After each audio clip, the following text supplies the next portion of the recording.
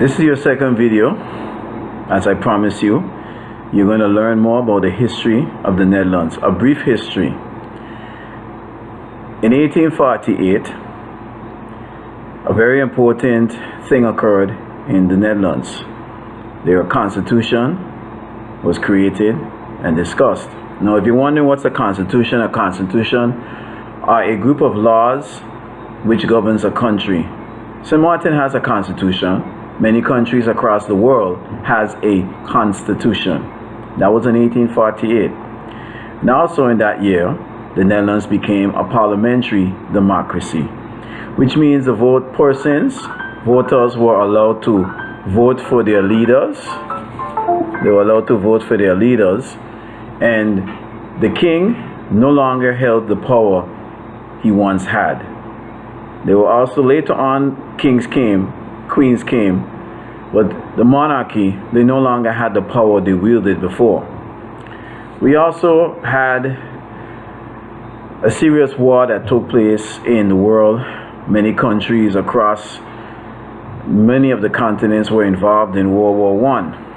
And this war lasted from 1914 to 1918. Fortunately, the Netherlands remained neutral. That means they didn't get involved in the war by sending troops or supplies. They just remained neutral. Means they didn't take anyone's side. They remained neutral.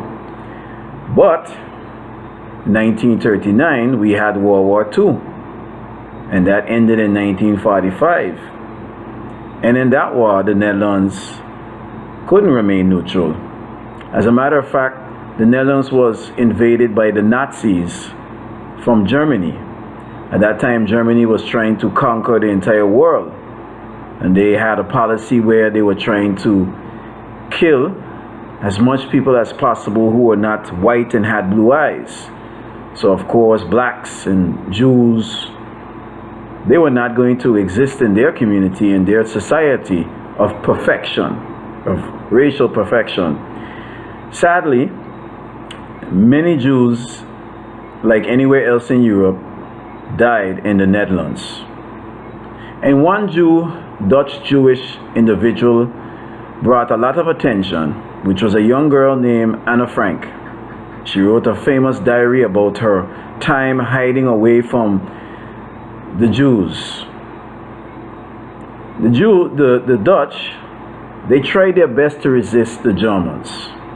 And what the Germans did to them was to starve them. And then in 1945, when the war ended, the Netherlands, along with several other countries, were liberated.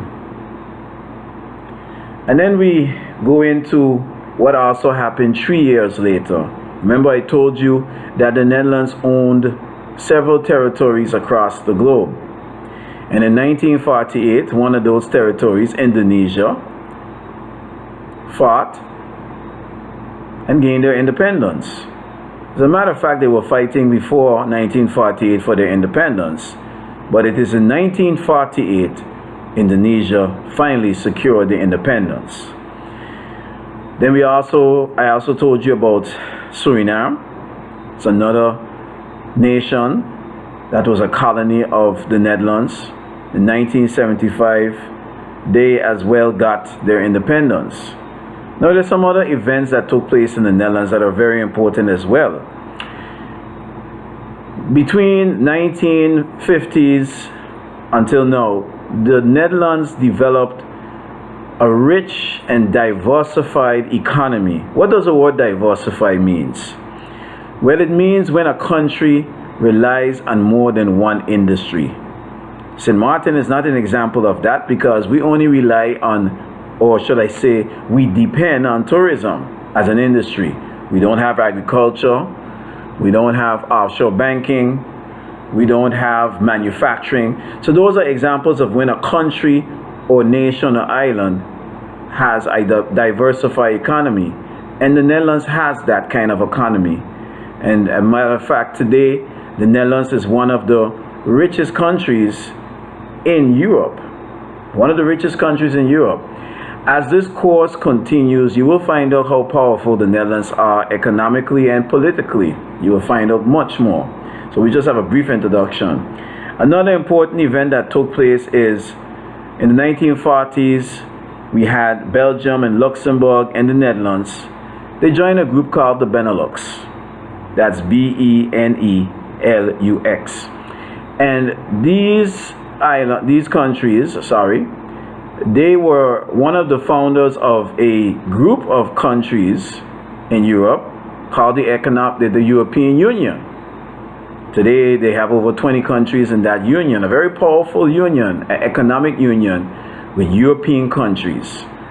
So the Netherlands, Belgium, and Luxembourg played a key role, or another word for key role is a crucial, significant role, pivotal role in the creation of this economic union.